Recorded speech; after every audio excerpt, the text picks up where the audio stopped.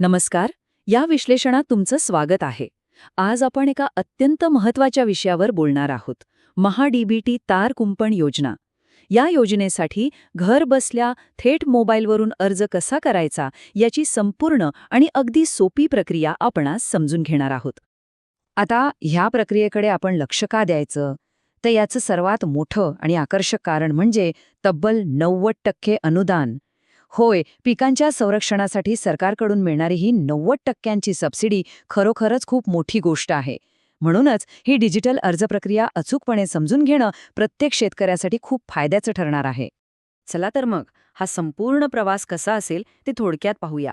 अनुदानाची माहिती, महा-डीबीटी पोर्टलवर लॉग इन, योग्य घटकाची निवड, अर्जाचा तपशील आणि शेवटी अर्ज सादर करून फी भरणं, असा हा अगदी सोपा फ्लो असणार आहे. सुरुवात करूया पहिल्या टप्प्यापासून, अनुदानाची माहिती आणि पिकांचं संरक्षण. पण लक्षात घ्या, मोबाईलवर ब्राउझर उघडण्यापूर्वीच एक अत्यंत महत्त्वाची गोष्ट करणं गरजेचं आहे. ती महत्त्वाची गोष्ट म्हणजे तुमची महा-डीबीटीवरील प्रोफाईल 100% पूर्ण असणं. हे अगदी अनिवार्य आहे.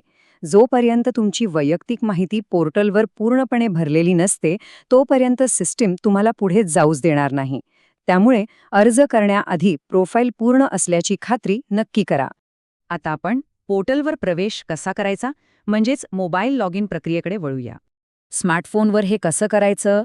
अगदी सोपं आहे. क्रोम ब्राउझर उघडून महा-डीबीटी फार्मर लॉग इन सर्च करा.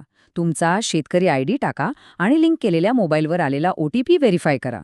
एक छोटीशी टिप, हे सगळं करताना मोबाईलची स्क्रीन लँडस्केप मोडमध्ये म्हणजेच आडवी पकडली तर तुम्हाला लॉग इनचे सगळे पर्याय अगदी स्पष्ट आणि व्यवस्थित दिसतील. आता इथे एक गोष्ट लक्षात ठेवा बरं का, आपण हे सगळं मोबाईलवर करत असल्यामुळे OTP तपासायला पोर्टलला थोडा वेळ लागू शकतो. अशावेळी घाई करून पेज रिफ्रेश करू नका, थोडा संयम ठेवा.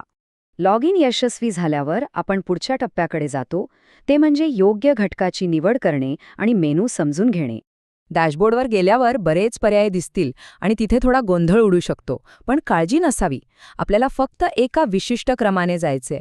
आधी घटकांसाठी अर्ज करा, यावर टॅप करा, मग फलोत्पादन बाबी, त्यानंतर घटक प्रकार आणि शेवटी इतर घटक निवडायचा आहे.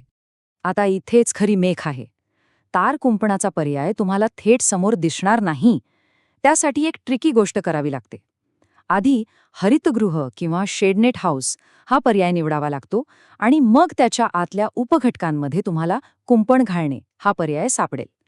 थोडं वेगळं वाटतं ना, पण सिस्टीममध्ये हे असंच डिझाईन केलं आहे. कुंपणाचा पर्याय निवडल्यावर पुढचा टप्पा येतो तो अर्जाचा तपशील आणि भौगोलिक क्षेत्राची माहिती भरण्याचा. इथे सिस्टीममध्ये एक अतिशय स्पष्ट आणि कडक मर्यादा आहे, ती म्हणजे 10,000 मीटर. तुम्ही प्रस्तावित कुंपणासाठी जास्तीत जास्त 10,000 मीटर एवढ्याच क्षेत्राची नोंद करू शकता. त्यामुळे हा आकडा नक्की लक्षात ठेवा. क्षेत्राची नोंद झाल्यावर काय करायचं? तर सरळ सेव्ह किंवा जतन करावर टॅप करा.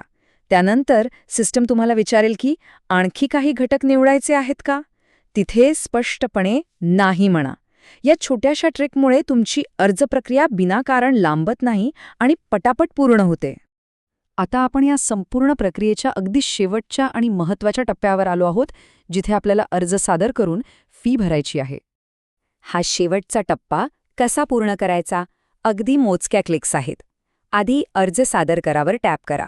मग तुमच्या तालुक्याच्या नावापुढे जे पहा किंवा व्ह्यू बटण असेल त्यावर जा. सर्व अटी व शर्ती मान्य आहेत या बॉक्सवर टिक करा आणि पेमेंट करण्यासाठी फी भरा या पर्यायावर क्लिक करा. एकदम सोपं. आता ही फी किती असेल? तर सरकारी कामांच्या फीचे आकडे कधीकधी अगदीच अचूक असतात. इथे तुम्हाला मेक पेमेंटवर क्लिक करून बरोबर 23 रुपये आणि 60 पैसे इतकंच प्रोसेसिंग शुल्क भरायचं आहे. पण थांबा, इथे एक अतिशय महत्त्वाची आणि नेहमी जाणवणारी अडचण असू शकते.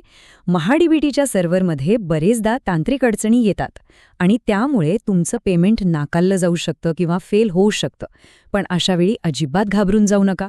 तुम्ही आत्तापर्यंत केलेले अर्जाचे सगळे टप्पे सिस्टीममध्ये सुरक्षितपणे सेव्ह झालेले असतात, हे नक्की लक्षात ठेवा. तर विचार करा, एकच स्मार्टफोनवरून आणि एवढ्या सोप्या प्रक्रियेतून थेट 90% कृषी अनुदान मिळवणं ही खरंच किती क्रांतिकारी गोष्ट आहे ना. तंत्रज्ञानामुळे आज ग्रामीण भागातील शेतकरी अशा प्रकारे पिकांचं संरक्षण करण्यासाठी आधुनिक पावलं उचलत आहेत. अशाच मोबाईल तंत्रज्ञानामुळे भविष्यात आणखी किती प्रशासकीय आणि सरकारी कामांच्या अडचणी सहज सुटतील हा विचार करण्यासारखा प्रश्न आहे.